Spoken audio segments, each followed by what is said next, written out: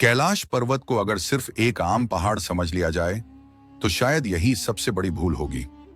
यह वह स्थान है जहां तर्क ठहर जाता है और आस्था अपने आप बोलने लगती है। दुनिया के नक्शे पर मौजूद यह पर्वत सिर्फ ऊंचाई के लिए नहीं बल्कि अपने अनसुलझे रहस्यों के लिए जाना जाता है।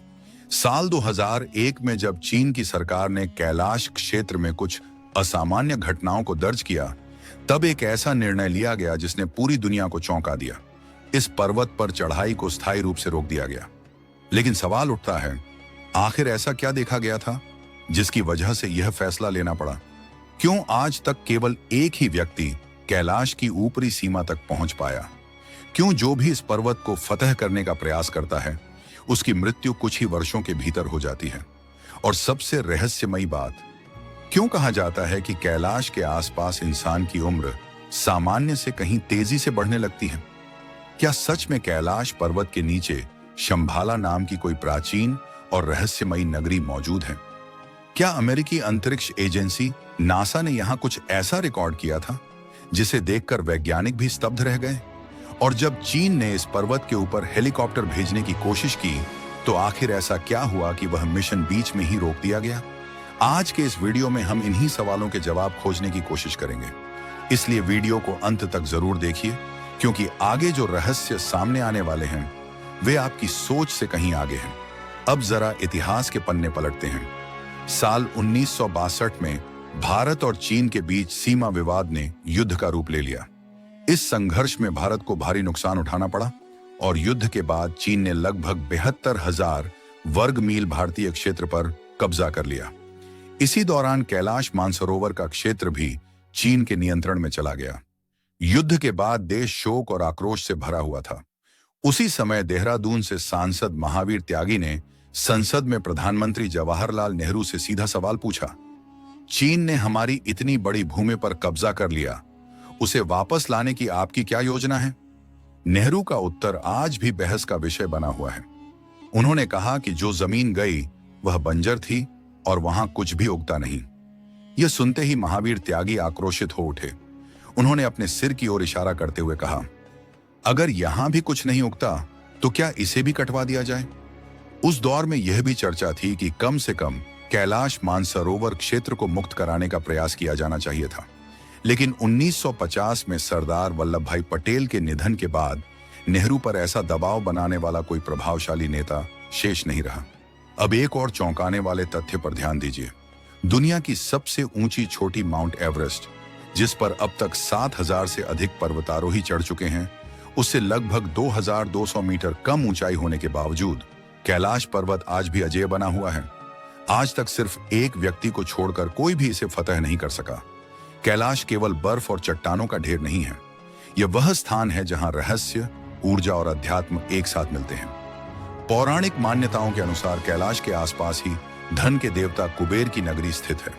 ऐसा विश्वास है कि जो व्यक्ति जीवन में सत्कर्म करता है उसकी आत्मा को मृत्यु के बाद कैलाश में स्थान मिलता है। समुद्र तल से लगभग 6,718 मीटर ऊंचा यह पर्वत हिंदू, बौद्ध और जैन तीनों धर्मों के लिए अत्यंत पवित्र माना जाता है। हिंदू मान्यताओं में यह भगवान शिव और माता पार्वती का दिव्य निवास स्थान है। बौद्ध परंपराओं में इसे परम आनंद के प्रतीक डेमचौक बुद्ध का आसन माना जाता है। वहीं जैन धर्म में इसे अष्टापद कहा जाता है, जहां प्रथम तीर्थंकर ऋषभदेव को मोक्ष की प्राप्ति हुई थी। इसी वजह से कैलाश पर्वत को केवल एक भौगोलिक संरचना नहीं बल्कि आस्था और रहस्यों का जीवंत केंद्र माना जाता है। आगे बढ़ने से पहले आपसे एक छोटी सी विनती, अगर आप पहली बार हमारे चैनल पर आए हैं तो चैनल को सब्सक्राइब जरूर करें और कमेंट में हर हर महादेव लिखकर अपना आशीर्वाद हमें दें। अब इस रहस्यमय यात्रा को और गहराई में ले चलते हैं। साल 1999 में रूस के प्रसिद्ध शोधकर्ता और डॉक्टर अर्नेस्ट मुल्दाशेव ने कैलाश पर्वत के रहस्यों को समझने के लिए एक अनोखा अभियान शुरू किया। यह कोई साधारण पर्वतारोहण नहीं था, बल्कि एक वैज्ञानिक और आध्यात्मिक खोज थी। उनकी टीम में भूवैज्ञानिक, भौतिकी विशेषज्ञ, चिकित्सा वैज्ञानिक और इतिहास के जानकार शामिल थे।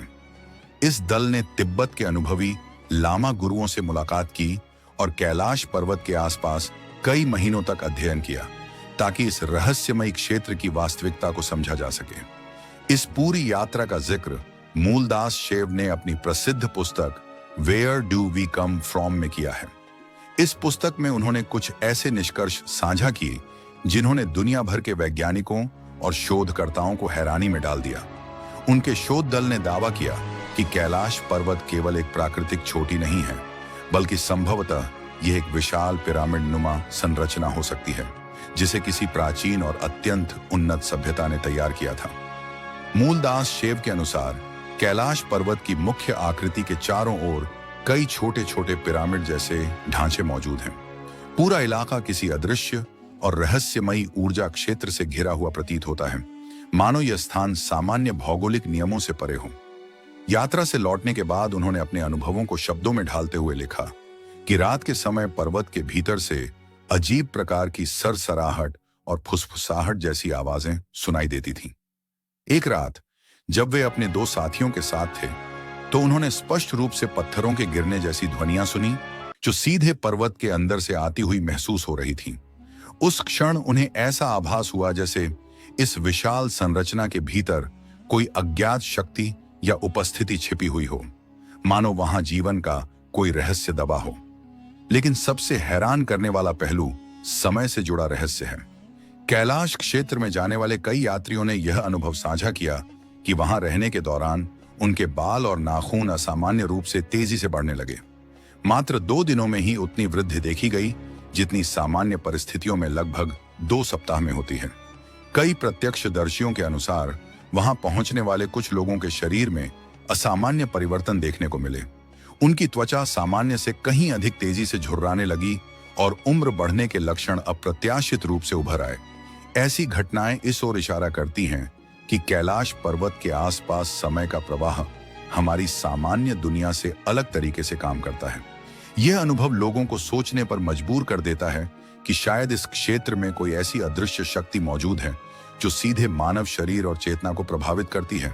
अपने संस्मरणों में मूलदास एक और रोंगटे खड़े कर देने वाली घटना का जिक्र करते हैं। वे बताते हैं कि एक साइबेरियाई पर्वतारोही ने उनसे साझा किया था कि कुछ साहसी लोग कैलाश पर्वत की एक निश्चित सीमा तक पहुंचने में सफल हो गए थे, लेकिन जैसे ही उन्होंने उस रहस्यमय बिंदु को पार किया, उनके शरीर में अचानक वृद्धावस्था के लक्षण प्रकट होने लगे। कहा जाता है कि उनकी आयु इतनी तेजी से बढ़ी कि मात्र 1 वर्ष के भीतर ही वे अत्यधिक बुढ़ापे के कारण इस दुनिया को छोड़ गए। इस घटना ने कैलाश पर्वत को पृथ्वी के सबसे रहस्यमय और भयावह स्थानों में शामिल कर दिया। अब नजर डालते हैं कैलाश पर्वत के नीचे स्थित 2 बेहद अनोखी झीलों पर, मानसरोवर और राक्षस ताल। ये दोनों झीलें भौगोलिक रूप से एक दूसरे के बहुत करीब हैं, लेकिन इनकी प्रकृति एक दूसरे से बिल्कुल विपरीत मानी जाती है। मानसरोवर झील को दुनिया की सबसे ऊंचाई पर स्थित मीठे पानी की झीलों में गिना जाता है। यह लगभग 5000 मीटर की ऊंचाई पर स्थित है। अपने शांत, स्थिर और पवित्र स्वरूप के लिए यह झील प्रसिद्ध है। इसका आकार लगभग पूर्ण गोलाकार है, मानो धरती पर सूर्य का प्रतिबिंब उतर आया हो। हैरानी की बात यह है कि इतनी ऊंचाई और भीषण ठंड के बावजूद यह झील कभी पूरी तरह नहीं जमती। इसकी सतह पर शायद ही कभी लहरें उठती हैं और जो भी इसे देखता है उसके भीतर एक गहरी शांति उतर जाती है। इसके ठीक उलट है राक्षस ताल। यह दुनिया की सबसे ऊंचाई पर स्थित खारे पानी की झील मानी जाती है। इसका पानी इतना खारा है कि यहाँ किसी भी प्रकार का जीवन संभव नहीं हो पाता। यह झील हमेशा अस्थिर और अशांत दिखाई देती है, मानो इसके भीतर कोई बेचैनी कैद हो। पौराणिक मान्यताओं के अनुसार इस झील का निर्माण रावण ने किया था, जो भगवान शिव का परम भक्त था। कहा जाता है कि कैलाश की यात्रा से पहले रावण ने इसी झील में स्नान कर तपस्या की थी, लेकिन जैसे ही उसने इसमें डुबकी लगाई, इस स्थान पर नकारात्मक ऊर्जा का प्रभाव बढ़ने लगा और रावण की सोच में भी अंधकार प्रवेश कर गया। इसी कारण माना जाता है कि एक ही क्षेत्र में स्थित होने के बावजूद मानसरोवर और राक्षस ताल की ऊर्जा एक दूसरे से बिल्कुल अलग है। एक और रहस्य है जिसके बारे में बहुत कम लोग जानते हैं। कैलाश पर्वत और मानसरोवर झील के आसपास कई बार एक विचित्र ध्वनि सुनाई देती है। पहली बार सुनने पर ऐसा लगता है जैसे आसमान में कोई विमान उड़ रहा हो, लेकिन ध्यान से सुनने पर वह ध्वनि डमरू की गूंज या ओम के नाद जैसी प्रतीत होती है। वैज्ञानिक इसे एक प्राकृतिक प्रक्रिया बताते हैं और कहते हैं कि यह बर्फ के खिसकने या पिघलने से उत्पन्न ध्वनि हो सकती है। लेकिन वहां जाने वाले साधक और यात्री इसे किसी दिव्य संकेत के रूप में देखते हैं, जो इस स्थान के रहस्य को और गहरा बना देता है। कई श्रद्धालुओं और साधकों का मानना है कि कैलाश पर्वत से सुनाई देने वाली वह रहस्यमय ध्वनि किसी सामान्य प्राकृतिक प्रक्रिया का परिणाम नहीं है। उनका विश्वास है कि कैलाश की गहराई में मौजूद आध्यात्मिक शक्ति ही इस ध्वनि को जन्म देती है। ऐसे में सवाल उठता है, क्या यह केवल हवा, बर्फ और चट्टानों की टकराहट से बनी आवाज है, या फिर यह ब्रह्मांड से आती AUM की कोई दिव्य प्रतिध्वनि? इस प्रश्न का उत्तर आज भी कैलाश पर्वत के अनसुलझे रहस्यों में कहीं खोया हुआ है। लेकिन कैलाश के रहस्य केवल इन अजीब आवाजों तक ही सीमित नहीं है। समय समय पर यहां आने वाले यात्रियों और साधकों ने एक और चौंकाने वाला दावा किया है। उनका कहना है कि रात के अंधेरे में उन्होंने कैलाश पर्वत के ऊपर आकाश में अचानक उभरती हुई 7 अलग अलग रंगों की चमकीली रोशनियां देखी हैं। ये प्रकाश कुछ ही क्षणों में प्रकट होते हैं और फिर रहस्यमय तरीके से गायब हो जाते हैं। अब तक विज्ञान इस घटना की कोई ठोस और स्पष्ट व्याख्या नहीं दे पाया है। हालांकि नासा से जुड़े कुछ वैज्ञानिकों का अनुमान है कि कैलाश क्षेत्र में मौजूद असामान्य चुंबकीय प्रभाव वातावरण में मौजूद गैसों के साथ प्रतिक्रिया करके इस तरह के प्रकाशीय दृश्य पैदा कर सकते हैं। लेकिन फिर वही बड़ा सवाल सामने आता है, क्या यह केवल प्रकृति का एक दुर्लभ करिश्मा है, या फिर कैलाश पर्वत में छिपी किसी अनजानी शक्ति का संकेत? इस सवाल का जवाब आज भी रहस्य के अंधकार में छुपा हुआ है। अब बात करते हैं कैलाश से जुड़े एक और बेहद रोचक और डरावने रहस्य की, हिममानव, जिसे दुनिया यति के नाम से जानती है। क्या आपने कभी इस रहस्यमय विशालकाय प्राणी की कहानियां सुनी हैं? कहा जाता है कि इसे कैलाश पर्वत और हिमालय के दुर्गम, बर्फ से ढके इलाकों में कई बार देखा गया है। हिमालयी क्षेत्रों में रहने वाले स्थानीय लोग सदियों से दावा करते आ रहे हैं कि उन्होंने इस अजीब प्राणी को अपनी आंखों से देखा है। लेकिन हैरानी की बात यह है कि आज तक ऐसा कोई पुख्ता सबूत सामने नहीं आया जो यह स्पष्ट कर सके कि यह प्राणी वास्तव में है क्या। कुछ लोग इसे एक विशाल हिमालयी भालू मानते हैं, तो कुछ इसे जंगली मानव कहते हैं। वहीं कुछ मान्यताओं के अनुसार यति किसी प्राचीन मानव प्रजाति का अवशेष हो सकता है। तिब्बत और नेपाल के कई स्थानीय निवासी आज भी मानते हैं कि यति कैलाश पर्वत के आसपास के इलाकों में विचरण करता है। कुछ लोक कथाओं में तो यह भी कहा गया है कि यह रहस्यमय जीव इंसानों पर हमला कर सकता है। हालांकि वैज्ञानिक दृष्टि से देखें तो फिलहाल ये सभी दावे केवल कथाएं और अनुमान ही माने जाते हैं। फिर भी कुछ शोधकर्ताओं का मानना है कि संभव है हिम मानव किसी प्रागैतिहासिक मानव प्रजाति के अंतिम बचे हुए सदस्य हों, जो अब भी इन दुर्गम और अज्ञात क्षेत्रों में छिपकर जीवन जी रहे हों। दुनिया भर के लगभग 30 वैज्ञानिकों ने यह तो माना है कि हिमालय की दुर्गम चोटियों में यति जैसे रहस्यमय जीव की संभावना से पूरी तरह इनकार नहीं किया जा सकता। लेकिन आज तक कोई ऐसा ठोस प्रमाण सामने नहीं आ पाया है जो इसे अंतिम सत्य बना सके। अब इसी रहस्यात्मक यात्रा में आगे बढ़ते हैं एक और अद्भुत विषय की ओर। क्या आपने कभी सुना है कि कैलाश पर्वत को पृथ्वी का केंद्र बिंदु या एक्सिस मुंडी कहा जाता है?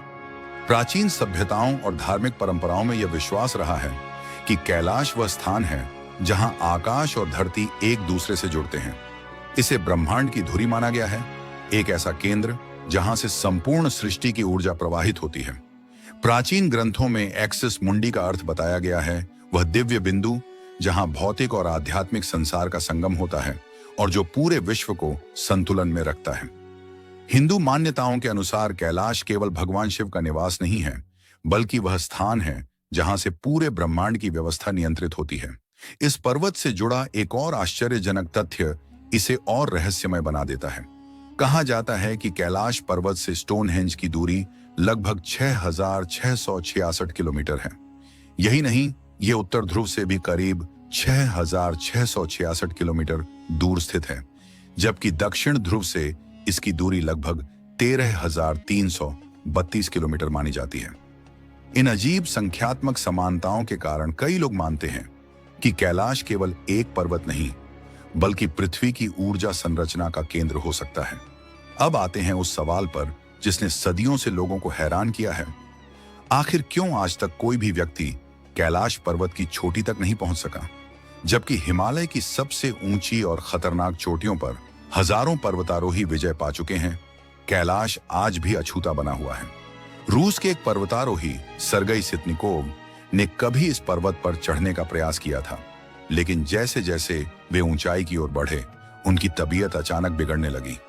उन्होंने अनुभव किया कि दिल असामान्य रूप से तेज धड़कने लगा, शरीर कमजोर पड़ गया और मन में एक अनजाना भय भर गया। मजबूर होकर उन्हें वापस लौटना पड़ा। हैरानी की बात यह थी कि नीचे उतरते ही उनका शरीर और मन सामान्य हो गया। इसी तरह इटली के प्रसिद्ध पर्वतारोही राइनहोल्ड मेस्नर, जिन्होंने दुनिया की सभी 14 सबसे ऊंची चोटियों पर चढ़ाई की, उन्होंने भी कैलाश पर्वत पर चढ़ने से साफ मना कर दिया। बहुत कम लोग जानते हैं कि चीनी अधिकारियों ने उन्हें यह प्रस्ताव दिया था, लेकिन उन्होंने इसे अस्वीकार कर दिया। शायद मेस्नर समझ चुके थे कि यह पर्वत मानवीय विजय के लिए नहीं बना है। मान्यताओं के अनुसार 11वीं शताब्दी में तिब्बती बौद्ध साधु मिलारेपा ही एकमात्र ऐसे व्यक्ति थे जो अपनी आध्यात्मिक साधना के बल पर कैलाश की ऊपरी सीमा तक पहुंचे, लेकिन उन्होंने अपने अनुभव को कभी शब्दों में नहीं बांधा। यही कारण है कि यह घटना भी रहस्य बनकर रह गई। साल 2001 में कैलाश पर्वत पर चढ़ने का अंतिम प्रयास किया गया था। स्पेन की एक पर्वतारोही टीम को चीन की ओर से अनुमति मिली, लेकिन वे भी सफल नहीं हो सके। इसके बाद कैलाश पर्वत पर किसी भी प्रकार की चढ़ाई को पूरी तरह प्रतिबंधित कर दिया गया, क्योंकि लोगों का विश्वास है कि इस पर्वत पर चढ़ना देव शक्तियों का अपमान माना जाएगा। कैलाश हमें यह संदेश देता है कि संसार की हर चीज को जीता नहीं जा सकता। कुछ रहस्य ऐसे होते हैं जिन्हें समझने के लिए ताकत नहीं, बल्कि श्रद्धा और आत्मिक चेतना की आवश्यकता होती है। शायद यही कारण है कि कैलाश पर्वत आज भी अजेय है, क्योंकि यह विजय का नहीं, समर्पण का पर्वत है। कैलाश से जुड़ा एक और चमत्कारी रहस्य उसकी छाया और बर्फ से बनने वाले दिव्य प्रतीकों से जुड़ा है। कहा जाता है कि जब सूर्य ढलने लगता है और कैलाश पर्वत के पीछे अस्त होता है, तब पर्वत की छाया धरती पर एक अद्भुत आकृति बनाती है। इस छाया में स्वस्तिक जैसा चिन्ह उभरता है, जिसे हिंदू परंपरा में मंगल, कल्याण और समृद्धि का प्रतीक माना जाता है। इस दृश्य को देखकर ऐसा लगता है मानो सूर्य देव और भगवान शिव के बीच कोई गहन आध्यात्मिक संवाद चल रहा हो। लेकिन कैलाश का रहस्य यहीं समाप्त नहीं होता। जब कैलाश पर्वत पर नई बर्फ की परत जमती है और उसे दक्षिण दिशा से देखा जाए, तो एक अद्भुत दृश्य सामने आता है। बर्फ की प्राकृतिक बनावट ऐसी प्रतीत होती है मानो उसमें ओम का आकार उभर आया हो। ओम वही पवित्र ध्वनि है जिसे हिंदू दर्शन में सृष्टि की मूल ऊर्जा, परम सत्य और आध्यात्मिक चेतना का प्रतीक माना गया है।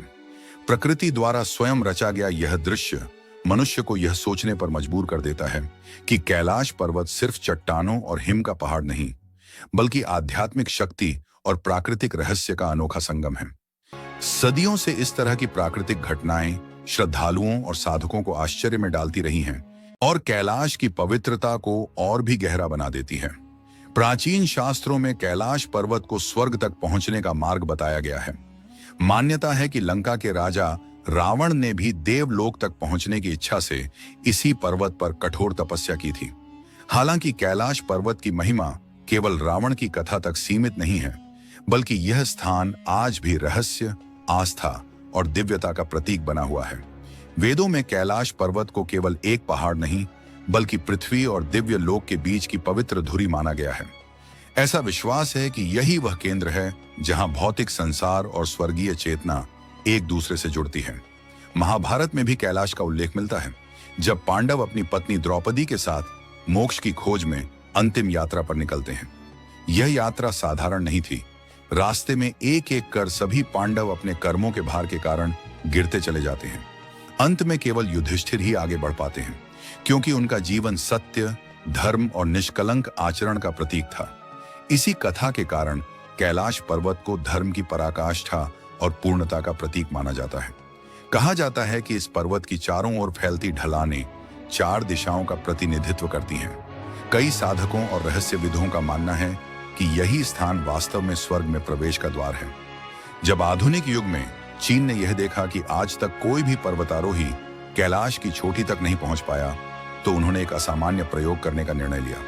योजना यह थी कि हेलीकॉप्टर के माध्यम से शिखर के पास पहुंचा जाए, लेकिन कैलाश क्षेत्र में उड़ान भरना अपने आप में बेहद खतरनाक माना जाता है, क्योंकि यहाँ का मौसम पल भर में भयावह रूप ले सकता है। कई दिनों तक मौसम का सूक्ष्म अध्ययन करने के बाद एक साफ दिन चुना गया। हेलीकॉप्टर ने उड़ान भरी और शुरुआत में सब कुछ सामान्य प्रतीत हो रहा था। भीतर बैठे लोग कैलाश के दिव्य और अलौकिक दृश्य को निहार रहे थे, लेकिन जैसे ही ऊंचाई बढ़ी, परिस्थितियां तेजी से बदलने लगीं। अचानक घने बादल उमड़ आए, हिमस्खलन के संकेत मिलने लगे और फिर गहरे काले बादलों ने पूरे हेलीकॉप्टर को घेर लिया। कुछ ही क्षणों में बिजली कड़कने लगी, तेज बर्फबारी शुरू हो गई और हवा का दबाव इतना बढ़ गया कि हेलीकॉप्टर को नियंत्रित करना लगभग असंभव हो गया। इसी दौरान कंपास ने भी दिशा दिखाना बंद कर दिया। वैज्ञानिकों का मानना है कि कैलाश पर्वत की भौगोलिक संरचना ऐसी है कि यहाँ दिशा बोध भ्रमित हो जाता है। हालात को देखते हुए पायलट के पास वापस लौटने के अलावा कोई विकल्प नहीं था। कड़े संघर्ष के बाद हेलीकॉप्टर किसी तरह सुरक्षित नीचे उतारा गया। इस असफल प्रयास ने चीन को यह स्वीकार करने पर मजबूर कर दिया कि कैलाश पर्वत मानव नियंत्रण से परे है। इस घटना के बाद कैलाश को लेकर नासा की जिज्ञासा और गहरी हो गई। वर्ष 2015 में नासा ने अपने उपग्रहों को विशेष रूप से कैलाश पर्वत की ओर केंद्रित कर अध्ययन शुरू किया। जो चित्र सामने आए, उन्होंने वैज्ञानिकों को भी हैरान कर दिया। उपग्रह तस्वीरों में पर्वत की एक ऐसी छाया दिखाई दी जो ध्यान में लीन किसी विशाल आकृति जैसी प्रतीत हो रही थी। कई लोगों को यह आकृति भगवान शिव की ध्यान मुद्रा से मिलती जुलती लगी। इस रहस्यमय दृश्य ने पूरी दुनिया में चर्चाओं को जन्म दे दिया और कैलाश की आध्यात्मिक महत्ता को और भी रहस्यपूर्ण बना दिया। आज भी कैलाश पर्वत मानवता के लिए एक ऐसी पहेली है जहां विज्ञान थम जाता है और आस्था मौन होकर नमन करती है। अब बात करते हैं तिब्बत के उस रहस्यमय व्यक्ति की, जिसका नाम सुनते ही भय, तपस्या और मोक्ष तीनों एक साथ सामने आ जाते हैं। मिलारेपा। मिलारेपा कोई साधारण संत नहीं था। उसके जीवन की शुरुआत एक भयावह तांत्रिक के रूप में हुई थी, लेकिन अंत ऐसा हुआ कि आज उसे बुद्ध के समान माना जाता है। कहा जाता है कि मिलारेपा का जन्म तिब्बत के एक समृद्ध परिवार में हुआ था। बचपन में उसका जीवन सुख सुविधाओं से भरा हुआ था, लेकिन उसके पिता की अचानक मृत्यु के बाद हालात बदल गए। उसके चाचा और चाची ने पूरी संपत्ति हड़प ली। उसकी मां को अपमान सहना पड़ा और मिलारेपा को दासों जैसा जीवन जीने पर मजबूर कर दिया गया। यही वह क्षण था जब उसके भीतर प्रतिशोध की आग भड़क उठी। उसकी मां ने उससे बदला लेने की शपथ दिलाई और इसी भावना ने मिलारेपा को तांत्रिक मार्ग की ओर धकेल दिया। वह एक काले जादू के गुरु के पास पहुंचा और विनाशकारी तंत्र साधनाएं सीखी। वर्षों की कठोर तपस्या के बाद उसने ऐसी सिद्धियां प्राप्त कर लीं जिनसे वह प्रकृति की शक्तियों को भी प्रभावित कर सकता था। कहा जाता है कि उसने अपने चाचा के घर पर तांत्रिक अनुष्ठान किया, जिससे एक भयानक तूफान उठा और पूरा घर ढह गया। उस घटना में कई निर्दोष लोग मारे गए। इसके बाद उसने एक और प्रयोग किया, जिससे पूरे गांव की फसलें नष्ट हो गईं और लोग भूख से तड़पने लगे। उस समय मिलारेपा को कोई पछतावा नहीं था। उसका मन केवल बदले से भरा हुआ था। लेकिन जब उसने अपने कर्मों का परिणाम देखा, निर्दोषों की पीड़ा को महसूस किया, तब उसके भीतर कुछ टूट गया। उसे एहसास हुआ कि वह जिस मार्ग पर चल रहा है, वह उसे केवल अंधकार की ओर ले जा रहा है। यहीं से उसके जीवन में परिवर्तन की शुरुआत हुई। अपने पापों से मुक्ति की खोज में वह महान गुरु मारपा के पास पहुंचा, लेकिन मुक्ति का रास्ता आसान नहीं था। मारपा ने उसकी कठोर परीक्षा ली। उसे पत्थर ढोने पड़े, घर बनवाए गए और फिर तुड़वा दिए गए। उसे अपमान, भूख और पीड़ा सहनी पड़ी, लेकिन मिलारेपा सब कुछ सहता रहा, क्योंकि वह अपने कर्मों का प्रायश्चित करना चाहता था। जब मारपा को यह विश्वास हो गया कि उसका अहंकार पूरी तरह टूट चुका है, तब उन्होंने उसे वास्तविक ज्ञान प्रदान किया। इसके बाद मिलारेपा हिमालय की निर्जन गुफाओं में चला गया। वर्षों तक उसने अकेले रहकर ध्यान और तपस्या की। वह बर्फीली गुफाओं में रहा, केवल जंगली पौधों पर जीवित रहा। उसका शरीर क्षीण और हरा पड़ गया, लेकिन उसकी चेतना ब्रह्मांड से एकाकार हो गई। कहा जाता है कि इस साधना के दौरान उसने ऐसी अवस्थाओं का अनुभव किया जिन्हें सामान्य मनुष्य समझ नहीं सकता। कथाओं में उल्लेख है कि वह उड़ सकता था, पर्वतों को लांघ सकता था और समय की सीमाओं से परे जा सकता था। यहीं से मिलारेपा का नाम कैलाश पर्वत से जुड़ता है। माना जाता है कि जिस कैलाश पर आज तक कोई भौतिक रूप से नहीं चढ़ सका, वहां मिलारेपा आध्यात्मिक चेतना के माध्यम से पहुंचा। कुछ कथाएं यह भी बताती हैं कि उसने अपने शिष्य रेचुंगपा के साथ कैलाश की परिक्रमा की और वहां की कुछ गुप्त गुफाओं में साधना की, ऐसे स्थानों पर जहां सामान्य मनुष्य का पहुंचना असंभव माना जाता है। कहा जाता है कि अपनी मृत्यु से ठीक पहले उन्होंने अपने स्थूल शरीर को एक अद्भुत इंद्रधनुषी प्रकाश में बदल लिया था। इस अवस्था को आध्यात्मिक जगत में रेनबो बॉडी कहा जाता है, जहां भौतिक शरीर धीरे धीरे विलीन हो जाता है। मिलारेपा का जीवन इस बात का जीवंत उदाहरण है कि चाहे कोई व्यक्ति अपने अतीत में कितना ही भटक चुका हो, यदि उसका पश्चाताप सच्चा हो और साधना पूर्ण समर्पण से की जाए, तो मोक्ष का मार्ग उसके लिए भी खुल सकता है। जिस व्यक्ति ने कभी काले जादू के माध्यम से पूरे गांव तबाह कर दिए थे, वही आगे चलकर करुणा, प्रेम और ज्ञान का प्रतीक बन गया। आज भी तिब्बत की ऊंची पर्वत श्रृंखलाओं में जब तेज हवाएं बहती हैं, तो स्थानीय लोग मानते हैं कि उन्हीं हवाओं में मिलारेपा के भजन गूंजते हैं, जो यह याद दिलाते हैं कि यदि साहस और विश्वास हो तो अंधकार से प्रकाश की यात्रा संभव है। अब चलते हैं एक और गहरे रहस्य की ओर। संभाला, एक ऐसी रहस्यमय नगरी जिसकी चर्चा सदियों से होती आई है। रूसी वैज्ञानिक और शोधकर्ता डॉक्टर अर्नेस्ट मुल्दाशेव के दावों को तब और बल मिलता है जब हम महान रूसी कलाकार और दार्शनिक निकोलस रोएरिच के कार्यों पर नजर डालते हैं।